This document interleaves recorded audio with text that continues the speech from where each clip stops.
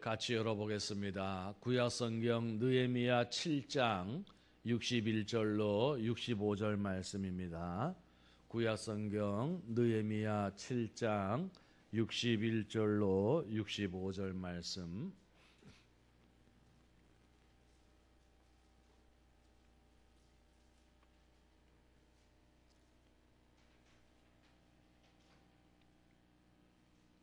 우리 다 찾으셨으면은 우리 한 목소리로 같이 봉독하도록 하겠습니다. 61절부터입니다. 델 멜라와 델 하르사와 구룹과 앗돈과 임멜로부터 올라온 자가 있으나 그들의 종족이나 계보가 이스라엘에 속하였는지는 증거할 수 없으니 그들은 들라야 자손과 도비야 자손과 느고다 자손이라. 모두가 642명이요 제사장 중에는 호바야 자손과 학고스 자손과 바르실레 자손이니 바르실레는 길르앗 사람 바르실레의 딸 중에 하나로 아내를 삼고 바르실레의 이름으로 불린 자라.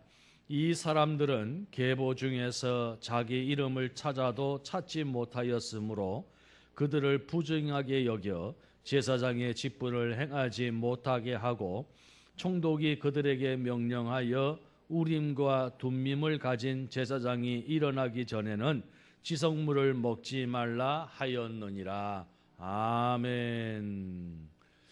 이스라엘이 바벨론에 의하여서 예루살렘 성이 함락되면서 멸망이 되어지는 가운데에 70년의 세월이 흐르게 되어집니다. 하나님께서 일찍이 말씀하시기를 너희가 바벨론의 포로로 끌려간 지 70년 만에 다시 예루살렘으로 돌아올 것이라 라고 예언의 말씀을 하셨는데, 그 말씀 그대로 이스라엘 백성들이 기적 같은 역사를 통하여서 70년 만에 예루살렘으로 돌아오게 되어지지요. 3차에 걸쳐서 예루살렘으로 돌아오게 되어지는데, 1차는 수르바벨이라는 사람의 인도로, 2차는 에스라라고 하는 제사장 겸 학자의 인도로, 그리고 3차는 느헤미야의 인도로 예루살렘으로 돌아오게 되어집니다. 오늘 우리가 함께 봉독한 말씀이 기록되어져 있는 이 느헤미야 7장은 바로 3차 귀환 때에 일어났던 사건에 대한 말씀이 기록이 되어져 있습니다. 이 느헤미야와 3차 귀환 때에 들어온 이스라엘 백성들이 행하였던 일이 있었는데, 그것이 무엇이었냐면 예루살렘 성을 둘러싸고 있는 성벽을 다시 보수하는 일이었습니다. 이 70년 전에 바벨론이 예루살렘을 함락시킬 때에 성벽이 무너졌지요. 무너지고 난 뒤에 70년 동안 방치가 되어져 있으니까 사실 그 성벽이 제대로 남아있을 리가 없는데, 그 성 안에 사람이 살려면은 어찌든지 성벽을 쌓아서 들짐승이라든지 혹은 외부의 적으로부터 보호를 해야 하니까 이 성벽을 쌓아야 되는데 아무도 그 일을 엄두를 내지 못하였던 것입니다. 그런데 이 느헤미야가 와서 그 엄청난 일을 52일 만에 끝나게 되어지지요. 그래서 이런 역사를 이루게 되어지고 난 뒤에 느헤미야가 하나의 문서를 발견하게 되어집니다. 근데 그 문서가 무엇이었냐면은 1차 귀환 때에 바벨론에서 예루살렘으로 돌아온 사람들의 명단을 발견하게 되어진 것이죠. 그것이 오늘 우리가 함께 봉독하지는 아니하였지만은 5절에서부터 오늘 우리가 함께 봉독한 65절까지의 말씀에 기록이 되어져 있습니다. 한 사람 한 사람 이름은 기록이 되어져 있지 아니할지라도 12지파에 속한 각 자손과 그리고 그 자손들 가운데에서 예루살렘으로 돌아온 사람들의 숫자가 기록이 되어져 있는 것입니다. 오늘 우리가 언뜻 생각해 보면은 이 바벨론의 포로로 끌려간 이스라엘 백성들, 말도 다르고 생김새도 다르고 문화도 다르고 환경도 다른 곳에서 얼마나 고생을 했을까. 그들이 그런 고생을 끝나고 고향으로 돌아온다고 하였을 때에 얼마나 룰루랄라 하면서 너도 할 것 없이 오늘 다들 고향으로 돌아오지 않았을까라고 하는 생각을 해보게 되어지지만은 막상 그 당시의 분위기로 가게 되어지면 오늘 여기에 나와 있는 이 예루살렘으로 돌아오는 이 귀한 자들의 심정은 굉장히 복잡할 수밖에 없는 상황이었다는 것입니다. 왜냐하면은 비록 그들이 포로의 신분으로 시작한 바벨론에서의 삶이지만은 70년 동안을 지내오면서 그들은 바벨론에 많이 동화가 되어지고 적응이 되어진 사람들입니다. 오늘 여기에 있는 사람들 가운데에 적지 않은 숫자는 이미 바벨론에서 태어나고 자란 사람들이었습니다.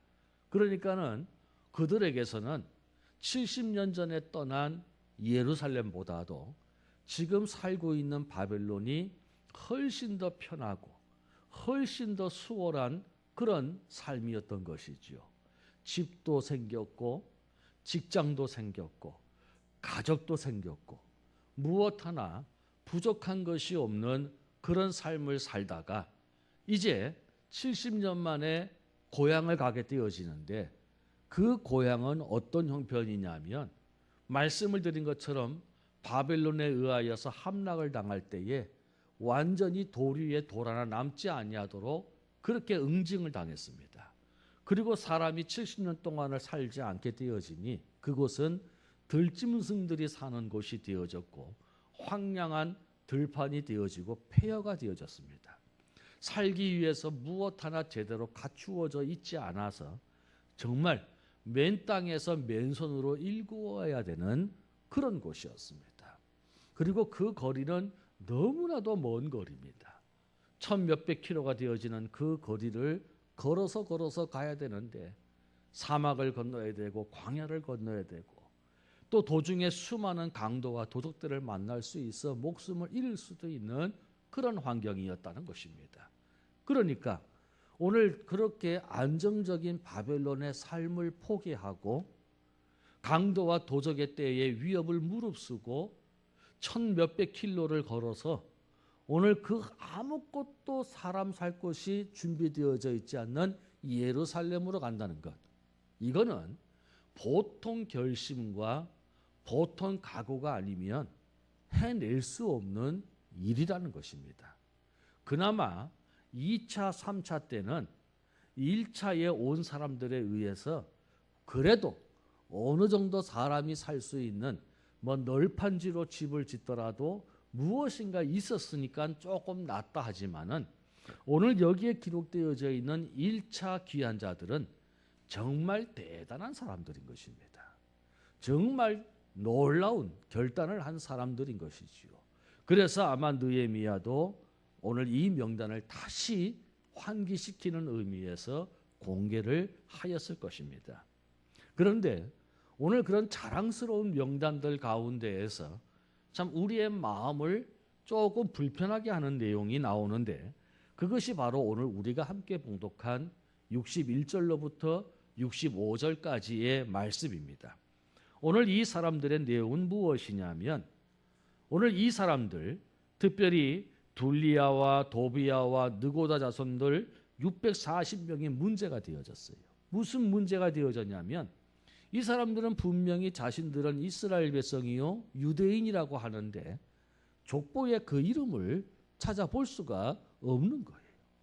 뭐 족보에 그 명단이 나와야 당신이 맞소 이렇게 되어지는데 뭐 사람은 그런 것 같고 행색은 그런 것 같은데 족보에 그 이름이 기록이 되어져 있지 않은 겁니다. 근데 더 심각한 것은 무엇이냐면 63절부터 나오는 말씀입니다. 일반적인 백성들뿐만이 아니라 제사장이 더 그러하더라는 것입니다. 제사장 가운데서 호바야 자손과 학고스 자손과 바르실레 자손들 가운데에서 자기 이름을 계부해서 찾아볼 수 없는 사람들. 그러니까 제사장은 주로 레위 지파 아론 자손에 의하여서 제사장직이 물려지고 있었는데 거기에 이름이 없는 거예요. 그 족보에 이름이 없는 거예요. 내가 제사장의 가문인지 내가 제사장 사람인지를 확인해 줄 수 있는 방법이 없는 겁니다. 뭐 그 당시에 무슨 신분증이 있었겠습니까? 뭐 증명서가 있었겠습니까? 이 계보에 나와 있는, 족보에 나와 있는 그 이름이 그들의 증명이고 그들의 신분증인데 그게 없더라는 거예요. 그래서 느헤미야가 어떤 결단을 내리냐면 그들의 이름이 없음으로 인하여서 부정하게 여겨 제사장의 직분을 행하지 못하게 하고 느헤미야 총독이 그들에게 명령하여 우림과 둠임을 가진 제사장이 일어나기 전에는 지성물을 먹지 말라 하였다라고 이야기합니다. 우림과 둠임은 제사장이 하나님의 뜻을 물어보는 데 사용하는 것을 의미합니다. 두 개의 돌을 의미하는데 그 두 개의 돌을 이 제사장들이 가슴에 보관을 하고 있습니다. 그래서 하나님의 뜻을 물어볼 때에 하나는 우림, 하나는 둠임이라고 하는 이 두 돌을 던져서 그 돌이 어떤 면으로 나오느냐에 따라서 하나님의 뜻을 물어보는 그런 도구가 우림과 둠임입니다. 그런데 오늘 이 총독이 그렇게 해서 이 제사장들이 하나님의 뜻에 따라서 제사장인 것이 확인되어지기 전에는 희석물을 먹지 말라. 진설병 같은 떡을 의미하지요. 그리고 백성들이 가지고 온 재물들을 의미합니다. 그런 것들을 먹지 못하게 합니다. 이유가 무엇이냐면 그들을 부정하게 여겼다는 것입니다. 여러분, 제사장들이 자신들의 신분을 확인해 줄 수 없다라고 하는 이 사실이 부정하게 여겼다라는 거예요. 그래서 그 제사장의 직분을 행하지 못하게 하고 지성물을 먹지 못하게 하였다라고 오늘 말씀을 하고 있다는 것이죠. 그러면 우리가 한번 생각해 볼 것이 왜 도비야 같은 640여 명의 사람들과 오늘 바르실레 같은 이 제사장 집안이 왜 그들은 족보에 그들의 이름이 기록되어지지 않았을까라고 하는 것을 생각해 봐야 됩니다. 거기에는 몇 가지의 이유가 있습니다. 그 첫 번째 이유는 무엇이냐면 이 사람들 생각에 바벨론은 멸망하지 않을 나라 같았기 때문에 그렇습니다. 70년 만에 다시 고향으로 돌아갈 수 있다면 이 바벨론이 70년 안에 멸망해야 되거든요. 근데 자기들이 비록 포로로 끌려갔고 자기들의 나라를 함락한 그런 나라지만 가서 보니까 바벨론은 어마어마한 제국이었던 거예요. 그 강함과 그 탁월한 문명은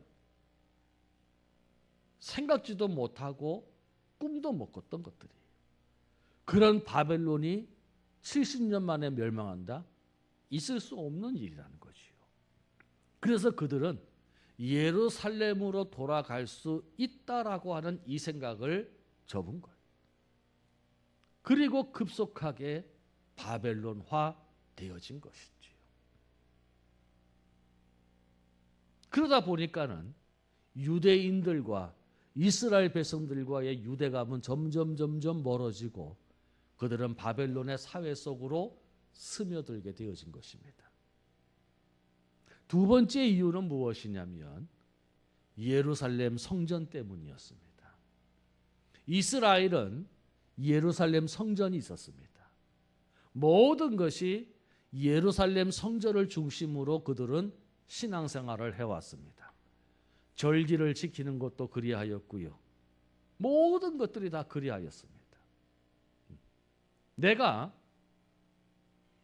잠시 6월절이 언제인지를 알지 못해도 온 동네 사람들이 야, 다음 주에 6월절이니까 우리가 예루살렘 가야 돼. 그러면 비둘기를 잡든 양을 잡던 염소를 잡던 소를 잡던 준비해가지고 가서 하나님 앞에 그 제물을 드리고 기도하고 그리고 돌아오면 되어졌어요. 늘 성전은 사람들로 인하여서 북적북적거렸고 그 성전은 수많은 제물이 끊임없이 태워져서 연기로 가득했어요. 오죽하면 역사가들이 예루살렘에는 성전에서 태워지는 제물로 인하여서 1년 12달 365일 항상 짐승 타는 연기와 냄새가 났다고 할 정도로 그리하였습니다. 그렇게 신앙생활을 해왔는데 바벨론에 가니까 성전이 없는 거예요. 찾아갈 성전도 없고 절기를 지킬 성전도 없고 제물을 드릴 성전도 없는 겁니다. 백성들은 더 이상 성전에 가지 않게 되어지니 절기를 잊어버리고 하나님 앞에 나아가는 것을 잊어버리게 되어집니다. 더 심각한 것은 제사장들입니다. 그 제사장들은 성전에 머물면서 이스라엘 백성들이 드리는 11조를 가지고 생활을 해왔는데 성전이 없으니 백성이 오지를 않고 11조를 드리지 않습니다. 먹고 살아야 될 거 아닙니까? 그 제사장들도 들로 산으로 도시로 나아가 일을 하게 되어집니다. 그렇게 5년, 10년, 20년 세월이 흘러가는 것에 따라서 그들은 점점 그들이 예루살렘에서 살아왔던 그 신앙의 모습, 그 삶의 모습을 잃어버리고 바벨론 사람처럼 살아가게 되어진 것이지요.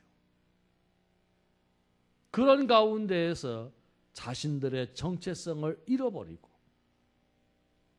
살아온 그들의 모습 가운데에서 오늘 족보에 이름이 기록되어지지 않는 나타나야 말이죠. 모여야 말이죠. 그런 상황이 되어져 버리고 만 것입니다. 오늘 이런 내용의 말씀을 보면서 우리가 한번 생각해 보합니다. 어쩌면 바빌론의 포로로 끌려간 이스라엘 백성들의 영적인 상황과 코로나 시대를 살아가고 있는 우리들의 상황이 비슷하기 때문에 그렇습니다. 바벨론에 끌려간 그들은 더 이상 예루살렘 성전을 중심으로 신앙생활을 해올 수가 없었습니다. 우리도 세상에서도 그렇고 교회에서도 그렇고 코로나 이전과 코로나 이후의 시대로 구분해진다라고 얘기합니다. 코로나 이전까지는 우리는 예배당 중심의 신앙생활이었습니다.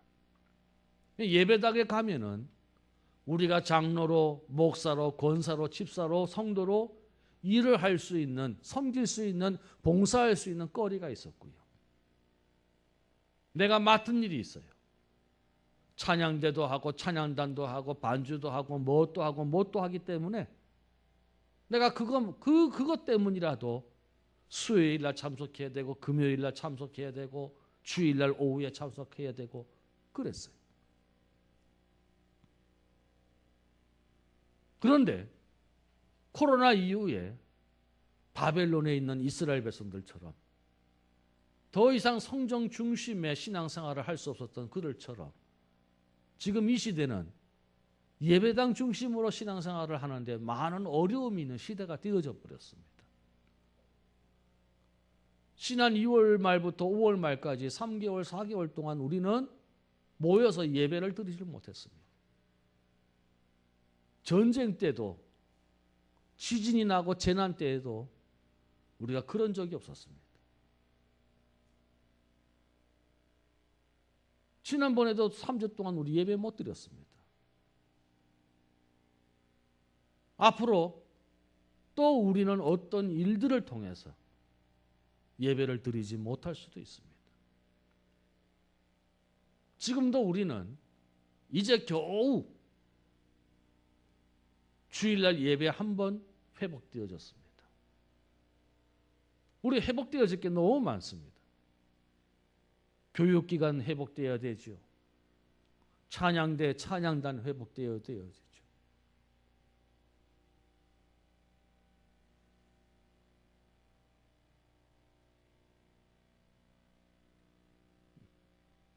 뭐 점심 식사가 되어야 뭐 오후 예배가 되어지.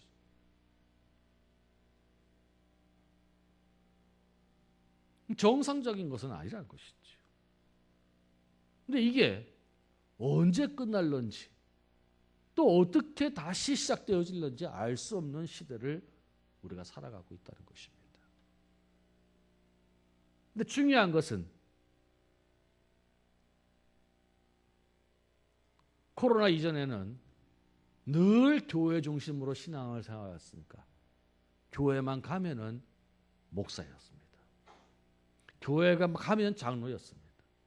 교회만 가면 집사 권사였습니다. 교회만 가면 성도였습니다. 내가 뭐 어떻게 하지 않아도 그냥 시스템이 그렇게 돌아가고 환경이 돌아가니까 그렇게 될 수밖에 없었어요. 지금은 목사가 설교 외에는 무엇을 할 수 있겠어요? 누가 아프다고 해도 병원에 갈 수가 없어요.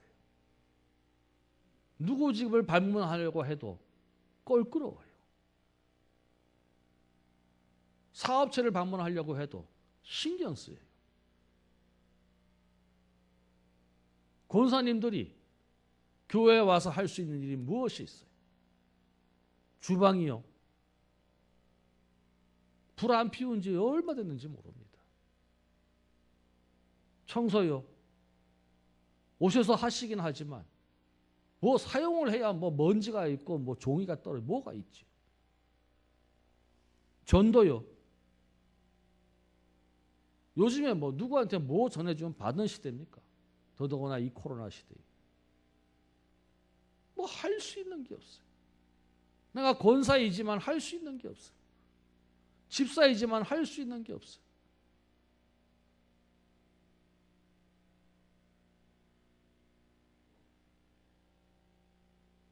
그러면서 우리는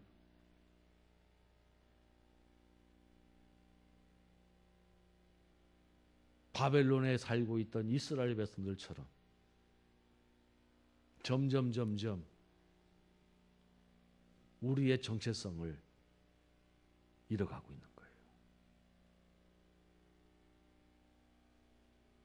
어쩌면 지금 이 시대는 성전에서 예배당 안에서의 아무개가 아니라 가정에서, 직장에서, 삶의 현장에서 목사가 되어야 되고 장로가 되어야 되고 권사가 되어지고 집사가 되어야 돼요.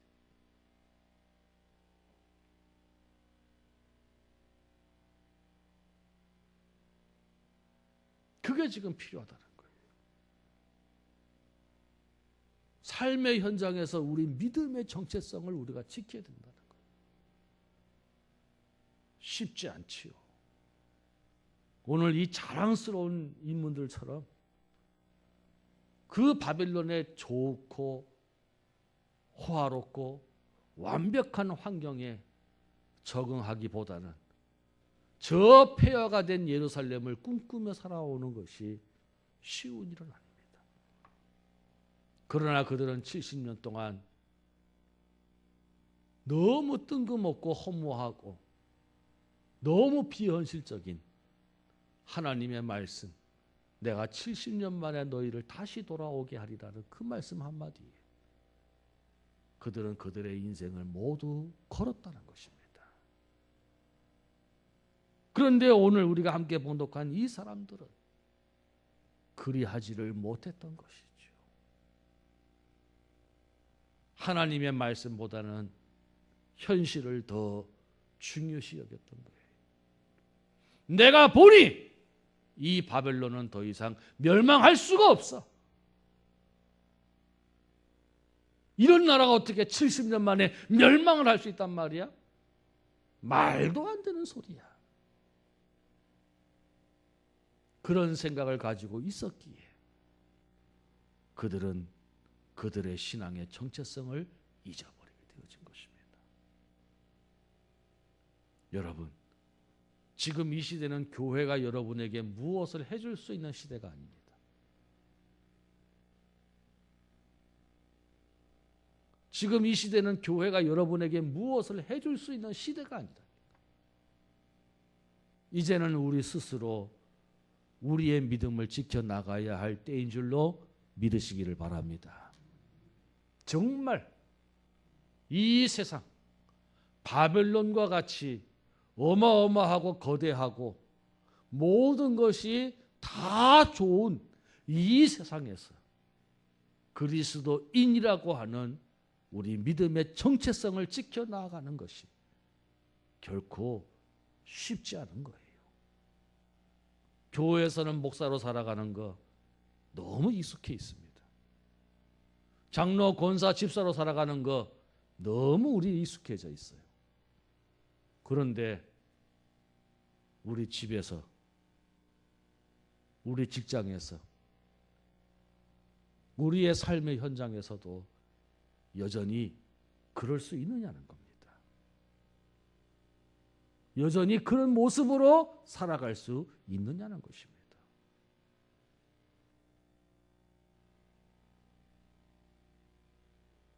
그것이 우리에게 중요한 신앙의 과제인 것이죠.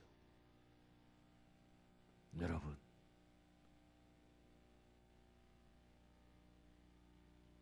교회에서 그리스도인이면 집에서도 그리스도인인 것이죠. 교회에서 권사님이면 집에서도 권사 아내, 권사 엄마인 것이죠. 그렇게 하고 있느냐는 것입니다.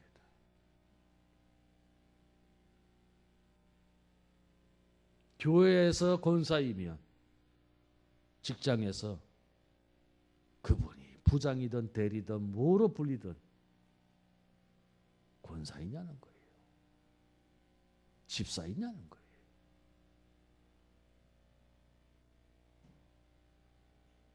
이제는 교회만 우리의 신앙의 배경이 아니라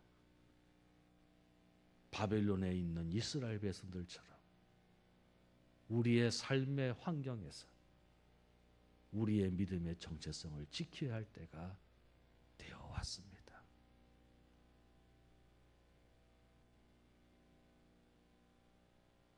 목사님들이 얘기하십니다.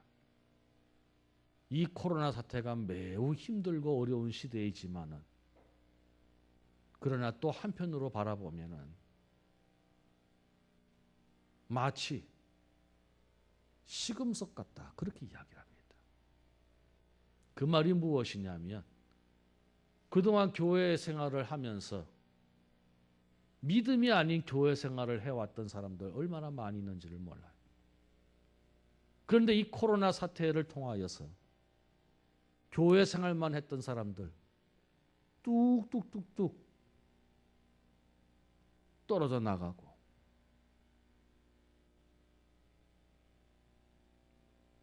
믿음의 사람만 남더라는 거예요. 하나님이 한국 교회를 향해서 코로나라고 하는 기지를 하신다는 거예요. 기지를.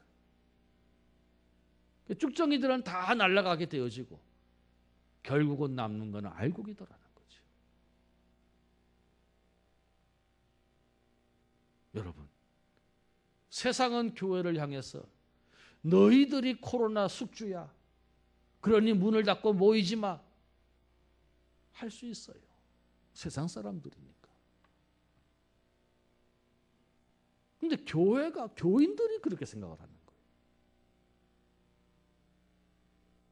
아니, 목사님, 우리는 너무 애가 어려가지고요. 아니, 목사님, 저는 제가 뭐 직장이 뭐 학교인 거 아시잖아요. 아니, 애가 어린 거하고 교회하고 무슨 상관이 있어요? 아니, 학원과 학교가 직장인 거하고 교회가 무슨 상관이 있어요? 왜 세상 사람들은 그렇게 생각을 할지라도 교인들까지도 마치 교회가 코로나 숙주인 것처럼 그렇게 생각을 하면서 발길을 끊느냐는 거죠. 여러분, 지금은 교회가 여러분의 신앙의 울타리가 되어줄 수 있는 시대가 아닙니다. 지금은 어떻게 하든지 우리의 믿음의 신앙의 정체성을 우리 스스로 지켜나가야 될 때입니다. 쉽지 않습니다.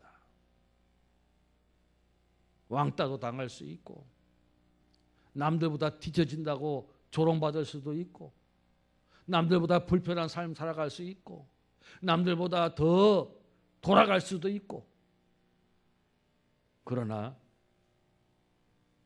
화와 복의 근원 되신 하나님께서 믿음의 정체성을 지키며 살아가는 그 사람을 반드시 복되게 하실 줄로 믿습니다. 하나님을 향한 그 믿음을 지킨 자를 하나님 또한 지켜주실 줄로 믿습니다. 그 믿음 가지고 살아가자는 거죠. 나이 20살만 넘어가면 우리 알 수 있어요. 야, 인생이라는 게 내가 열심히 하고 수고하고 애쓴다고 되어지는 것이 아니구나 하는 걸 알 수 있어요.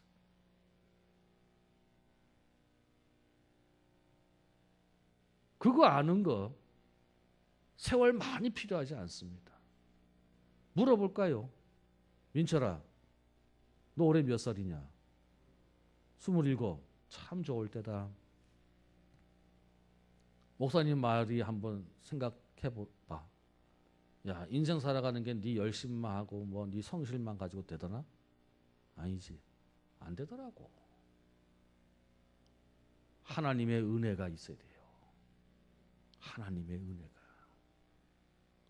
내가 주를 위하여 나의 믿음을 지키겠노라고 다 붙잡으면 하나님께서 그 인생을 지켜주시고 붙잡아 주실 줄로 믿습니다. 때로는 내가 실패할 수도 있고 때로는 내가 낙심할 수도 있고 때로는 내가 돌아갈 수도 있고 남들보다 한 걸음 더 뒤쳐져 갈 수도 있지만 하나님은 그 모든 것들을 동원해서 우리를 보다 더 나은 환경으로 인도하여 주실 줄로 믿습니다. 우리의 믿음을 지키시기 바랍니다. 세상 풍조는 나날이 바뀌어도 나는 내 믿음을 지키리라. 오늘 이 고백이 저와 여러분의 고백이 되어지고 이 믿음의 정체성이 나뿐만이 아니라 내 자식들에게까지 이어져서 그것이 계보가 되어지는 아름답고 놀라운 축복의 주인공들이 다 되시기를 주의 이름으로 바라는 것입니다. 우리 이 시간에 한번 같이 말씀을 기억하면서 기도했으면 좋겠습니다. 하나님, 이 코로나 사태를 맞이하여서 우리의 신앙이 정상적으로 예전처럼 행하여지지 못하고 있을 때라도 오늘 우리의 믿음을 지켜나가고 그리스도인으로서의 신앙의 정체성을 잃지 않게 하여 주시옵소서. 목사로서, 장로로서, 권사로서, 집사로서, 성도로서 교회에서만이 아니라 내 가정에서도 내 삶의 현장에서도 여전히 나는 그리스도인입니다. 이 고백이 나의 고백이 되게 하여 주시옵시고 오늘도 그 믿음의 정체성을 지키고 살아갈 때에 하나님 또한 나에게 은혜 베풀어 주실 줄로 믿사오니 하나님 앞에 아름다운 축복의 주인공이 되게 하시고 은혜의 주인공이 되게 하여 주시옵소서. 우리 이런 기도 내용을 가지고 우리 함께 같이 기도하도록 하겠습니다.